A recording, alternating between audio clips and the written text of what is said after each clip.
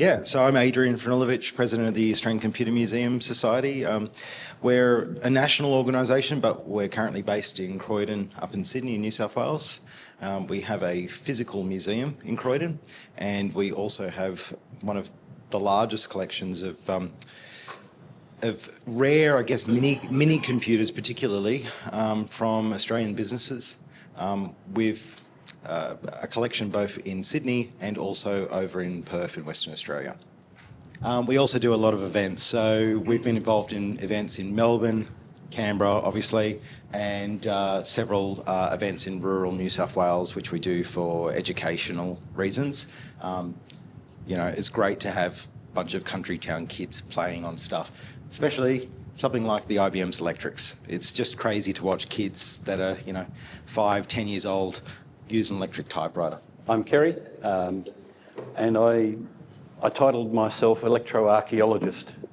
So I don't just seek out vintage computers, I seek out all sorts of things, as long as it's got electrical stuff, wires. I'm interested in it and want to open it up and find out how it works and where it came from. So yeah, that's me in a nutshell. Good morning, my name's Darren Powell. I've been a friend of Kerry Richards since the early 80s. Grew up in, spent a lot of time in Canberra making music actually, which led to my involvement in computers, Ataris, Cubase, all those cool things.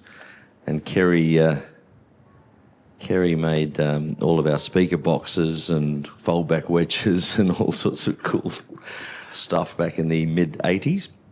Yeah, so since then I've been very heavily involved in computers throughout my life, and I started a thing 12 months ago in Bowral called the Southern Highlands Information Technology Experience.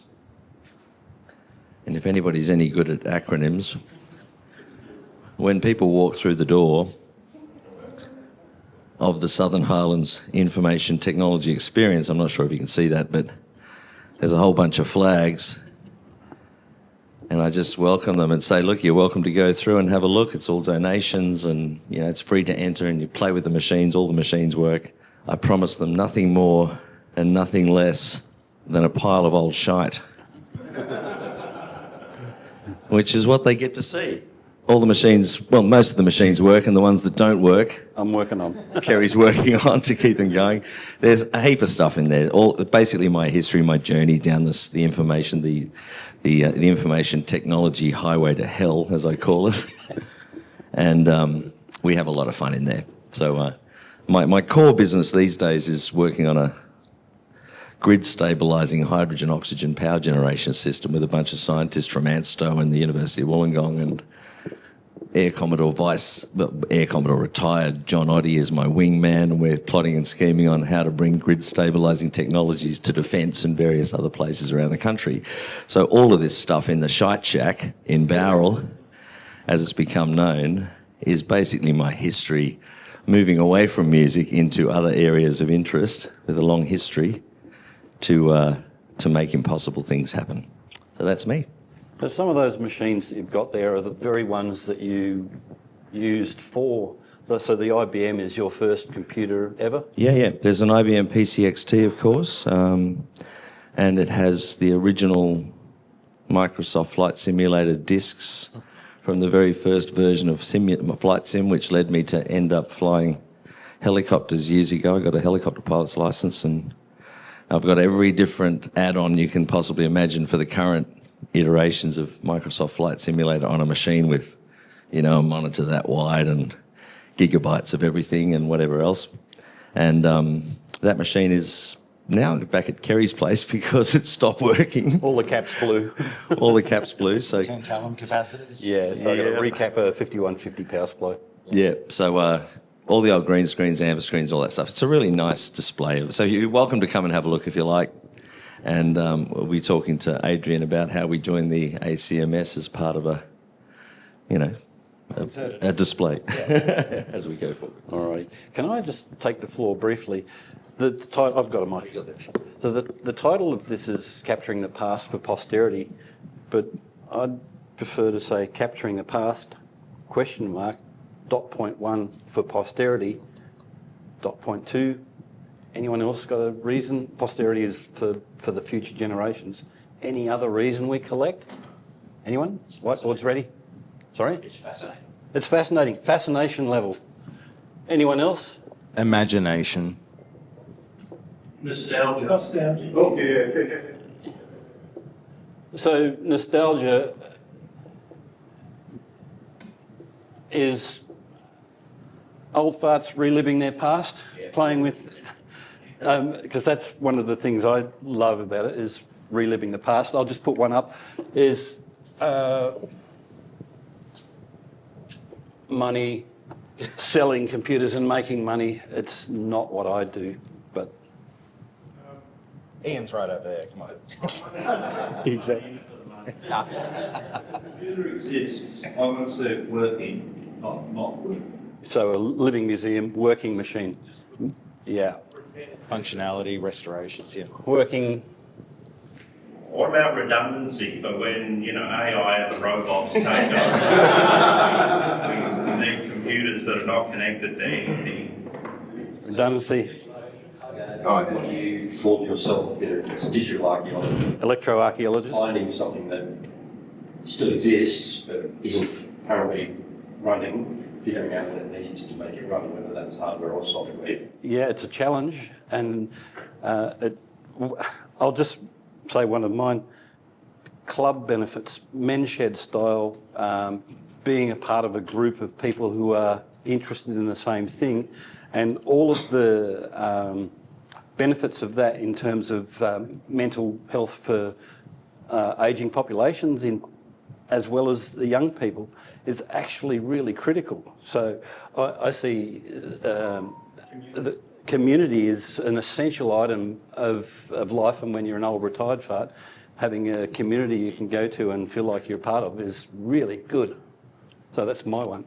Yeah. And that's what we've seen running the ACMS. It's you have all of these people that are interested, that didn't maybe have access, and don't still have access. For me as a child, if you looked at a VT220 and you wanted to play with a VAX 11780, not exactly something you could just go and pick up off Gumtree or the Trading Post.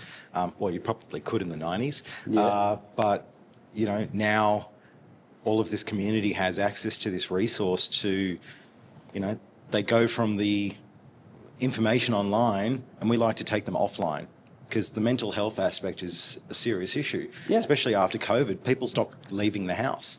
It's easy to stay at home, to cancel plans last minute.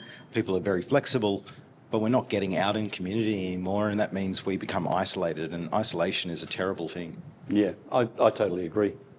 Kerry, someone over here said education. Yeah, and that's a really important one. Educating yourself, others. And I just wanted to say I'm really pleased to see the list. I've tried to get my kids into Commodore 64s with varying success, and nostalgia's not getting them there. I need to focus on the other things. Because they didn't come up with it. So that's something I need to focus on. One of the reasons I said education is, and I have taught this stuff as well as being involved in it, you look at a modern machine and they're an absolute record. Like you said, it's basically like flying an aeroplane, flight sim, but you can't see under the hood. Yes. The abstraction, the layers of abstraction are so high, Yeah. you can't see that. My first job was honestly servicing mini computers that were as old as I was, but I was in my 20s. But you had a front panel.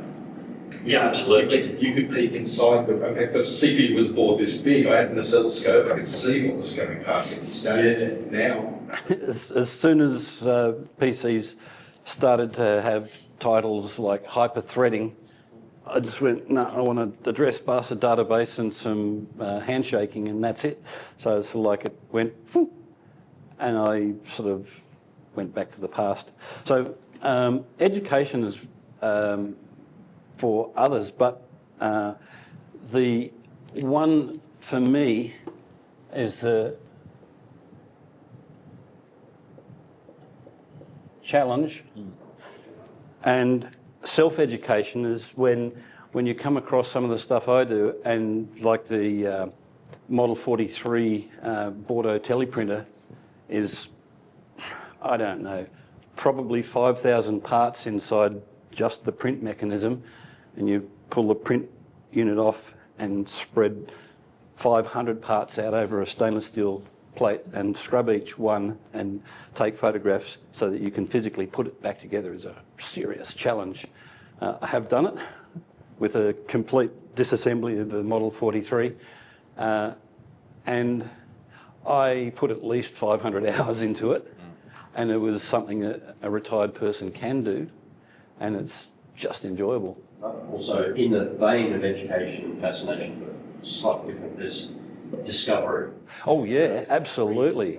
So, for example, when I sort of figured out at the very lowest level, literally the sort of magnetic flux level, how floppy disks work, and you actually start to see the decision making that was done by the original makers of it. You go, they did that because if you chose any other way, it's just not going to work. Yeah. That part of the learning was mind-blowing. On that very topic, so when I was a younger and stupider, I acquired a Frieden 102 calculator, and it was being dropped in the skip. So I went, I'm going to pull it apart and play with the insides, and I stripped it down. This is a very long time ago, so don't get too angry at me. This is a very rare bit of gear. And there was just one piece in the middle and I just could not fathom how it worked. It was a magnetostrictive delay line memory. I didn't know that at the time, and it had me so fascinated. And I finally, a number of years ago, did a lot of research and found out there was a lot of stuff on the web that was just total trash. It was not describing how they worked. John? In about 1973, the technical education system in Sydney, at least North Sydney Technical College as it was then called, gave a course for repairing computers. There were many computers, and a lot of the computers that are displayed here today, they have TTL logic chips, and they were repairable.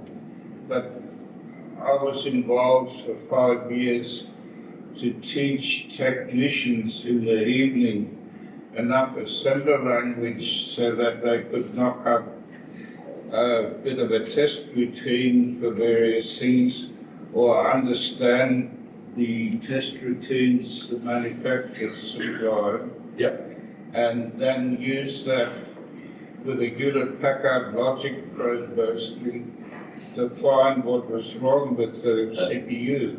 Teaching people how to actually service these things is, critical part. That's what you needed to do, but today that isn't possible. Yeah, we've moved to the throwaway society a little. But just quickly getting back to the magnetostricted memory, when you dive into some of the things I've got, it's a journey of discovery. What the hell is this and how did it work? And I'll be getting into that with my little talk. When you display it and describe it to some people, like last year at the computer fair, had some uni students, engineering students, and I was describing rope memory, magnetostrictive memory, and what the difference between rope and just standard core was. And they're just like, they'd never heard of this stuff, and they were just like gobsmacked that we had to go through all of that to get to where we are now. And that's the fact, we had to go through it. You can't, that's very quickly, one more thing. You could throw $1 billion at a bunch of really clever people and say, build a mobile phone based on first principles, and they would not be able to do it. You have to use the past to be able to make the future. Well, not just mistakes, but it's arrogance to think, it's sort of arrogance to think that you can do something top level on first principles without using everyone else's work behind. There's a fantastic book called the Toaster Project. Very Yes. basically, it's worth a read. Basically, a guy tries to build a toaster, like a $15 Kmart special from first principles, and that's including digging up the dirt to smelt the material there. Oh, read wow. it, it's worth it. It's this thick. That tells you how big. So that toaster that he made is on display at the British Museum. There you go. Yeah, it's amazing. I've got a photograph somewhere of it. It's great. I was just going to say about Discovery, one thing I've noticed in the last 12 months in Bowral is the number of young people coming through the door. It's all free. It's a donation thing. So it's not about the money. You know, this is just, I had room in that space. I thought I'd use it, get rid of all the stuff out of my lofts and shipping containers and make room for my Indian motorcycle in the garage and various other things. It was the most important thing, actually. But the number of young people coming through, teenagers, who they've got access to every game you can imagine, all the latest consoles and things at home, and it's a fairly wealthy part of the world, I suppose, so they're not short of anything, pretty much. They come through and they have a look. There's Street Fighter machines, there's Pac-Man, of course, there's Space Invaders, there's Frogger, there's all this stuff in there. The game that gets the most attention, bar none, and the amount of laughter that comes out of that space in the room is just worth the effort that's gone into setting it up in the first place. And that's the truth from young people, is Pong.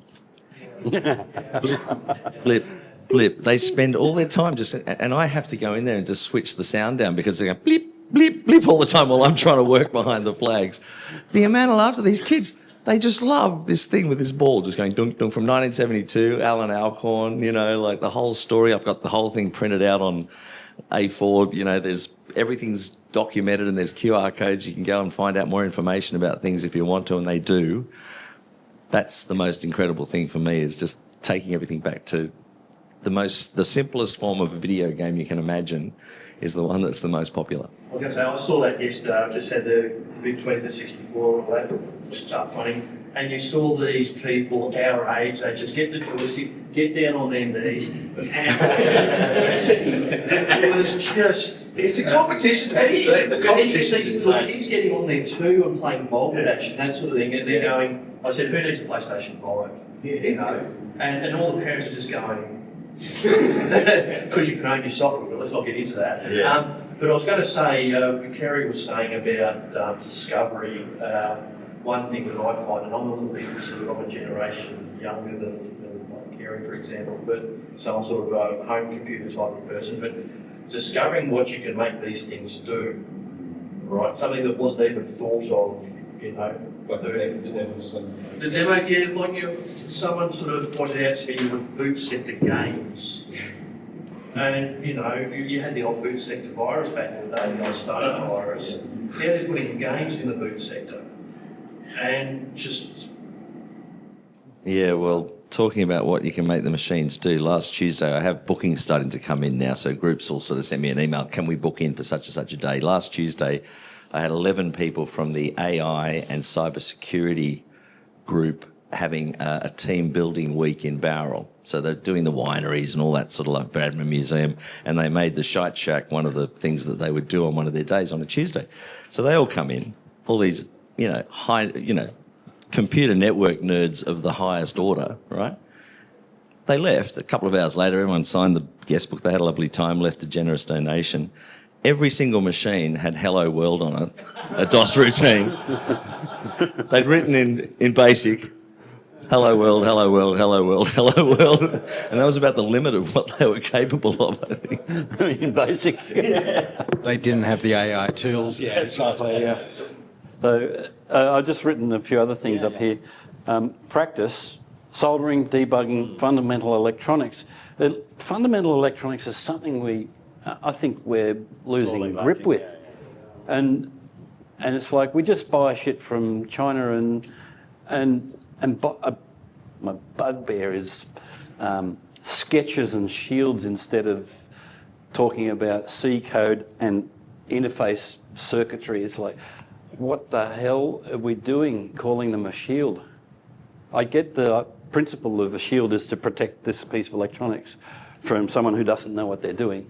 But really, we need to get back to fundamentals of electronics and teach people how to do something simple like do either a transistor or a IC buffer on a bus and drive whatever you like without having to buy some little printed circuit board with a... The problem is, Kerry, we lost all that when Dick Smith and Tandy and whatnot closed. Because they're the ones that provided the kits. Yeah, but education in the form of groups that aren't necessarily computer restoration groups, retro clubs, that like Kayleen here in Canberra has the Kayleen Men's Shed has Electronics Day, where the soldering irons come out and kids get to play with and build things, and mentors, old farts like me, can say, well, let's throw the shield away and talk about how to interface a bus structure or a pin on a chip to switch a high voltage circuit on without killing yourself or blowing things up. So that thing to note in that regard is that in education in New South Wales, the number of students doing electronics, computing, all radically declined. Dwindling, and it's the design in technology, it's all the design. I think it's because we've moved, kids now are kind of pushed into software design, and they don't really understand what they're actually trying to control or achieve because they haven't had these imagination. And there's no limitation anymore, right? When you were limited by what you could build on, you had to use your imagination to work out ways around the limitations of the technology available to you.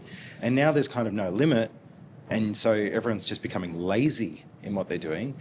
And the system is trying to push them down the route of, write the next big app. And it's like, well, why not make the next big, kid computer? In that generation, there were no computer users. There were enthusiasts, and the only thing you could do with a computer was turn it on and program it. Whereas now, everybody's a user. Kids are assumed to be power users. A lot of them aren't. But being a user always blinds your interest in. It's no longer a tool. It's not a tool. It's a product now, and we're just selling a product. And it's like one of the worst things I saw maybe 12, 18 months ago was a billboard by a very, very large company that said, it was selling a new phone, and it said, get that new, it was a play on words, but it's like, get that new feeling. It wasn't even buy the product because it's good. It's buy the product because you'll feel good from buying a new product. They're tapping into this. 100%. But I was mortified because this was, a leader in innovation in the tech industry. Yep. And they're out there now peddling a drug.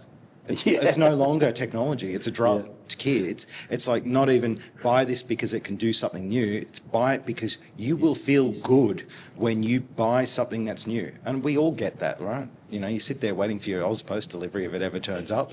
And yeah, exactly. We had parents coming into information lines at our school, and parents go, Johnny's good with computers, but it must be because he spends a lot of time. You get an idea like spending time on your computer. But my big takeaway to get them into our Year 8 course, which was games design, was we're going to take their interest in games, and by the end of that year, you watch your son prefer writing games than playing games. Probably 70% of the kids actually make that transition. And then they can code anything. Yeah. Just briefly, I spent 27 years of my life in universities as a laboratory technician, starting out as a junior lab tech at the ANU, and the first microcontroller or microprocessor was the 6800 D2 kit, which we sort of were getting a grip on. What are we going to do in the lab with this? What's the point to it? And we actually did use some 6800s in some lab automation. And then the next best thing was S100, and we got North Star Horizons, a whole stack of them, and a stack of Tecma I/O cards, high-level ADCs, DACs, like 12-bit DACs and 16-bit A to Ds, and timers and clock chip boards, and we stacked the North Star full of that, and wrote software in MBasic to do laboratory automation. So for me, having that background and knowing that we're coding these things to do unique things. So one of the experiments was plant growth chambers where you sandwich the leaf inside a chamber and you blow oxygen, nitrogen, CO2 over it and measure the leaf temperature and transpiration rates and how it performs with different levels of those gases. So lots of laboratory gear, infrared gas analyzers, gas flow controllers and stuff, and then a rack with a North Star horizon, and every single control had manually operate, so we can test it, off and up to the computer. So flick all the switches up, and the North Star was in control of the experiment. And then it was up to, well, actually I did a huge amount of the coding to make it work, but not the coding to do the experiment. So the academic was pretty much saying, this is what I want from the modules you've written, and this is how we want the outputs to be presented. So all of my life has been tainted by by that experience that computers were to be used for unique applications, not just word processing. I guess the thing that I'm hearing that sort of harping as well is a nightmare that they basically just peddling a drug, which is true, but everything, so many people have said, but when you give the kids exposure to this, they dive right in. Yeah, same with mine. So I guess one of the big things about a society like this, groups like these, is that's the bridge.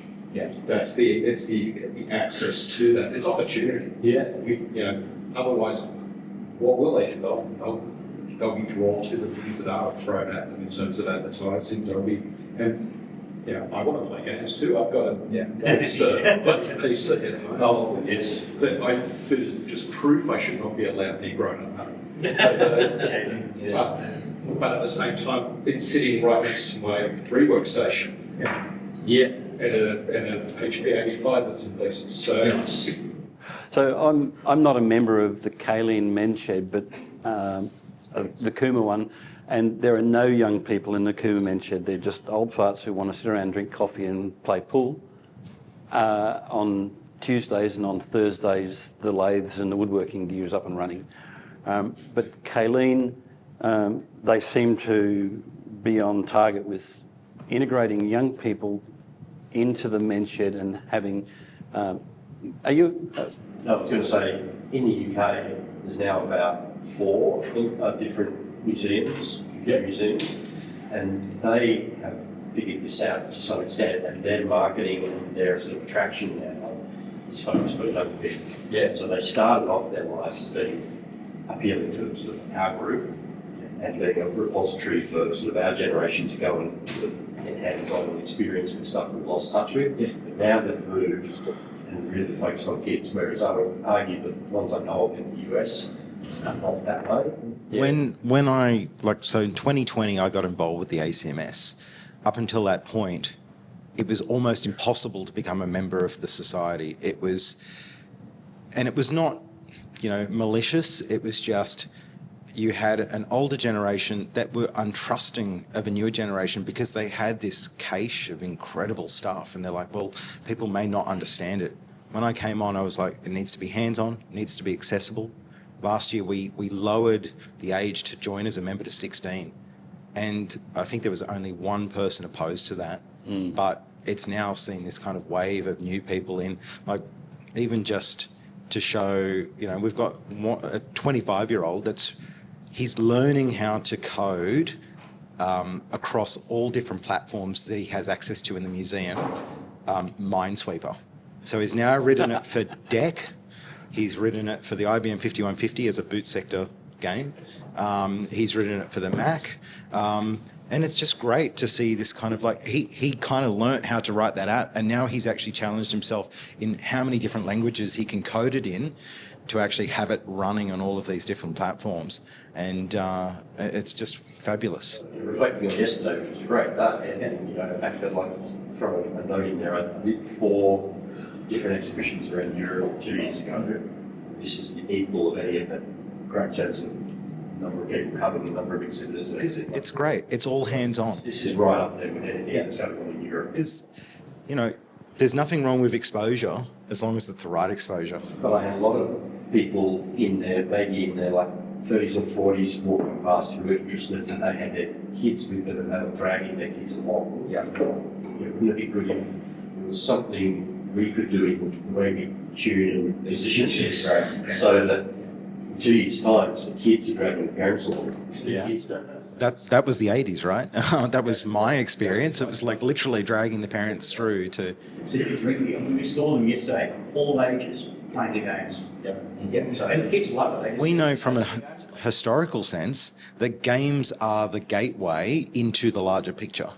I think games are the key to the lock to get their foot in the door, and then it's like you were saying, they start playing the games and then you change them into how do we create a game. Perhaps just more, say, organisational thing. A lot of the games are in that room. Maybe just space them out between, let's say, the exhibitors, want of a better term, and then that way the kids could be sort of doing this and that's me talking to you. Exactly, that's right. So instead of just instead of caches of them, yeah. Over to you, John. I'm sort of wondering, I find it difficult to convince younger people, like my grandson who's just started studying IT,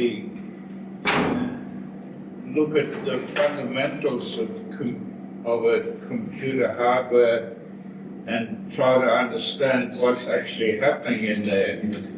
And I found back in the 70s when I was teaching the technicians, they didn't want to learn all about a machine with 4 registers like a PDP-11 or a Nova.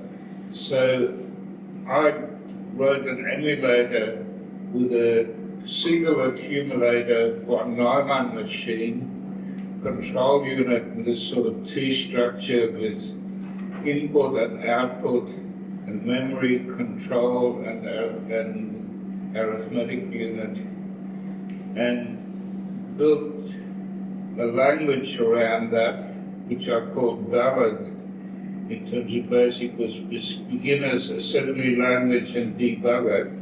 That had a full debugger with it, and within one lecture, they learned enough programming to sit down on a teletype and write their first program. How long ago was that, John?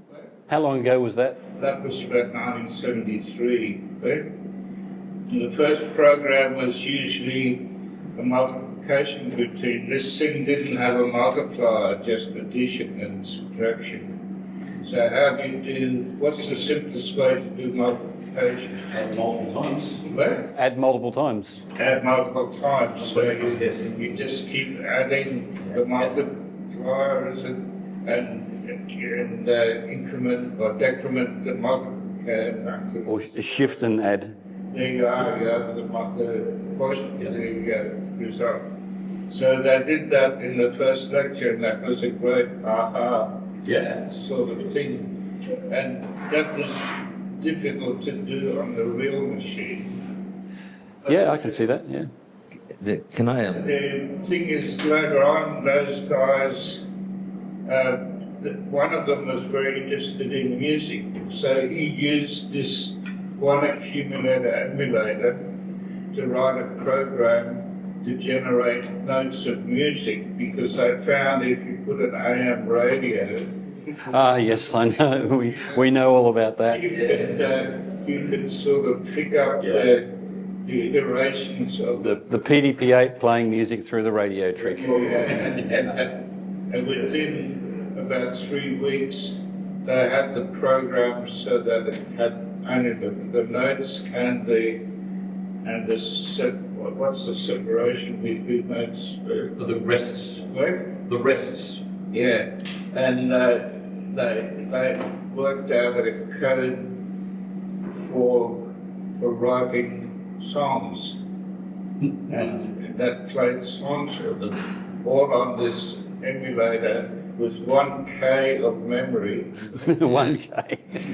Wow. Which, which what it's worth, I talked about it yesterday, was the amount of memory the Uticom computer had back in the day, 20 years before. Yeah, that was the first computer at University of New South Wales before it was called UNSW. Yeah. I'm just going to hand it over to Darren. No, that's all right. I was just going to make a note about all things old becoming new again, because John walked into the shack.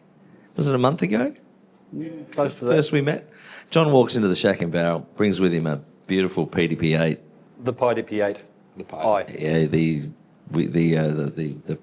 Raspberry Pi emulated PDP-8. That's now set up as a feature in the shack, and we had was it about 15, 16-year-old kid in there the other day, and he's programming Python. And right. And John basically talked him into learning C first. Nice. Because he's got great plans for his career as a programmer. But the interesting thing about what John's been working on, did you talk about immediate C yesterday? No, we're going to do that in another interview. Yep. Okay, that's going to happen. Some software that John's been working on for a long time, but is relevant to our power generation system and our inverters and batteries and all the other power conditioning stuff that we're working on with this team.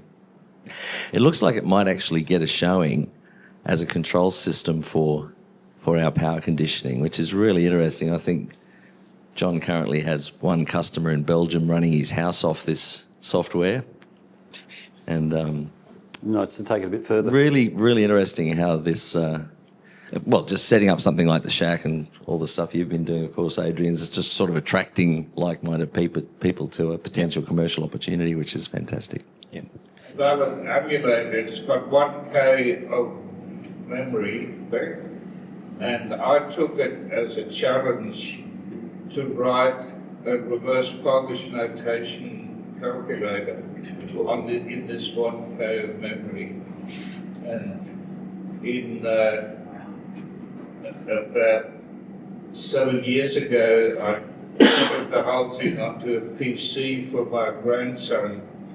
But unfortunately, my grandson is absolutely not interested. Oh, well. But the Python is what it's all about. Yeah. So we're running short on time. I just wanted to cover, because this was about the challenges, etc., restoration, etc. One thing that we've had to do up at the ACMS is data archaeology. So much like Kerry, there's a lot of challenges when you've got older generations of computers as well, which not everyone is completely aware of, whether it be degrading plastics, liquefying rubbers, belts cracking, screens, vinegar syndrome, cataracts, magnetic shedding. That's one of the worst things that's occurring right now. And so we were doing a project because shortly after Max died, we found a box of all of his personal tapes from DEC with his speeches and other items on them. And so we then had to start looking at these 40-year-old TK70 and TK50 tapes, which were the original digital linear technology tapes. I had no idea, because there's very little information out there unless you kind of have lived through this, again, as you were saying before, living through it. So I had to learn from the kind of beginning upwards about serpentine tape mechanism, where you've got a tape that holds 93 or 297 megabytes that has 20 tracks, and the read head moves down the track all the way to the end of the tape, and then drops, and then reads it back, and then drops and reads it the other way. The challenge that we've had with DLT tapes is the fact that all of the hardware, which was invented by DEC and then sold to Quantum, is that these tapes are actually starting to deteriorate and shed. And there's a photo here somewhere of where you get these like literal holes, like bit rot in the tapes.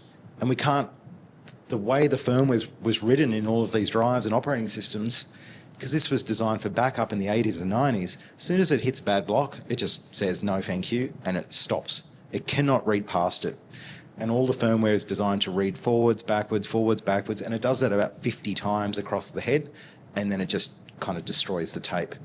The other challenges we've been having, and there's a lot of talk about this online at the moment, if you've got tapes, you cannot just throw a tape into a tape drive.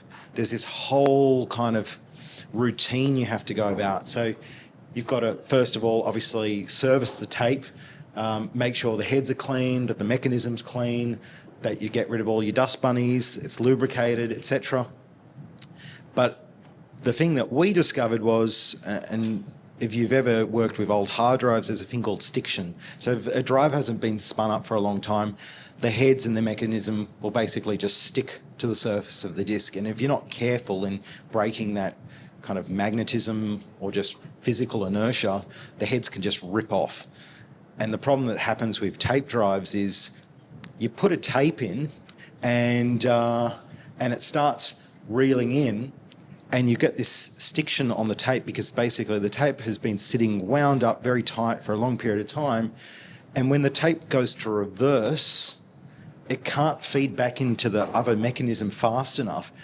And the actual tape loops back on itself and it folds the tape. Now, we were still able to get data back, but once it folds back on itself, the tape drive has no idea what's going on. There was no routines written to handle any of this stuff. So you learn you have to start baking your tapes before you use them. You've got to clean your drives frequently. You've got to find parts and machines that can run these. You know, we've got one of our members here, Malcolm Wade. It's one of the only people we could find that knew how to mount and copy data off DEC tapes, because he's one of the youngest people that started with DEC in the late 80s. But, you know, now he's in his 60s, well, you know, late 50s, early 60s. Right. And so we're losing all this.